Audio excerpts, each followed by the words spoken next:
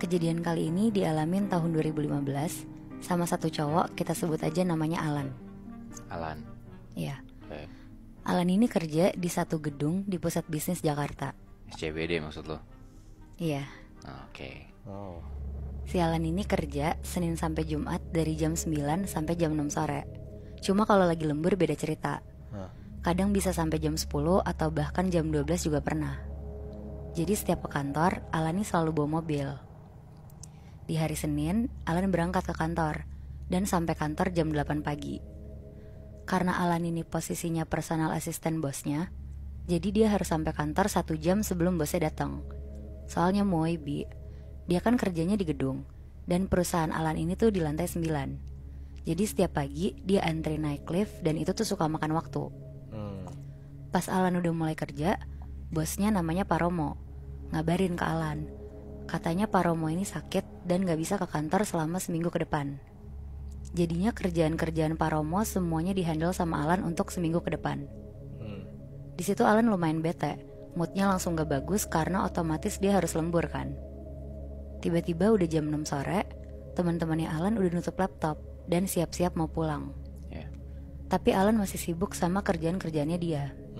Pas dia lihat jam di dinding, ternyata udah jam 8 malam. Lumayan kaget dong dia. Alan langsung beres-beres, dia mau cepet-cepet pulang biar besok gak kesiangan. Ternyata lantainya Alan ini udah gak ada siapa-siapa selain OB yang lagi beres-beres. Di lantai 9 ini? Iya. Akhirnya Alan nyapa OB kantornya dan bilang dia mau pulang duluan.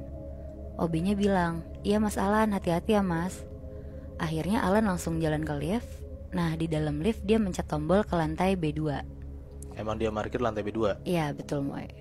Sampai di lantai B2, Alan jalan ke arah mobilnya. Dia buka pintu mobilnya, naruh laptop dan dokumen di jok belakang. Akhirnya udah tuh, Alan langsung nyoba untuk nyalain mobilnya. Anehnya, mobilnya ini gak bisa nyala. Berkali-kali dia coba nyalain juga tetap gak mau nyala. Dia lihat bensinnya, tapi bensinnya tuh juga masih penuh. Dan mobilnya ini tuh baru diservis, jadi gak mungkin kenapa-napa kan. Iya. Berhubung udah sekitar jam 9 malam, dia bingung mau ngehubungin siapa. Jadinya dia diem dulu di basement sambil bakar rokoknya. Sambil dia tuh mikir, apa dia tinggal aja ya mobilnya, terus dia pulang naik kendaraan online.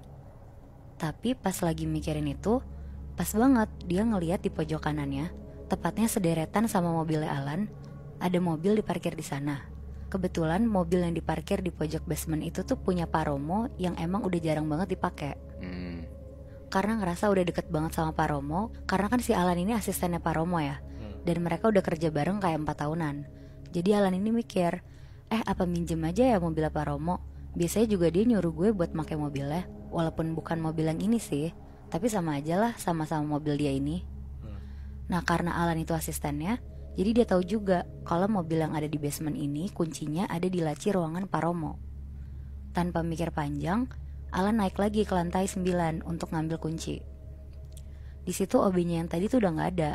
Alan tuh takutnya ruangan Pak Romo tuh dikunci. Tapi ternyata pas dia nyoba masuk ke ruangannya Pak Romo, itu tuh nggak dikunci sama sekali.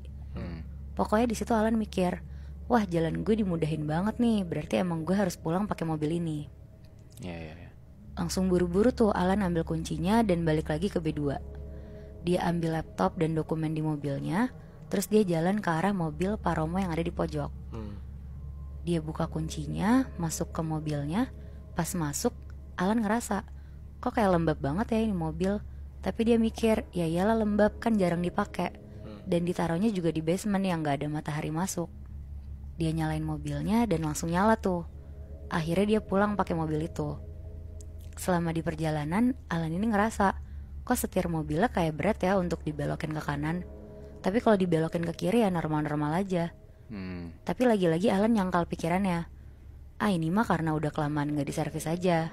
Pas udah sampai rumah sekitar jam 11-an, Alan mandi bersih-bersih. Selesai mandi, abis itu dia lanjut tidur di kamarnya. Terus si Alan ini mimpi. Di mimpi itu, mimpinya tuh persis kayak perjalanan Alan pulang dari kantornya. Bajunya sama, jalanannya sama, bahkan setir yang berat ke kanan pun sama.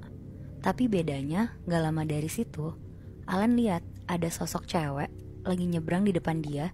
Dan Alan tuh belum sempat nginjek rem, Tiba-tiba mobil yang dibawa Alan udah terlanjur nabrak cewek itu.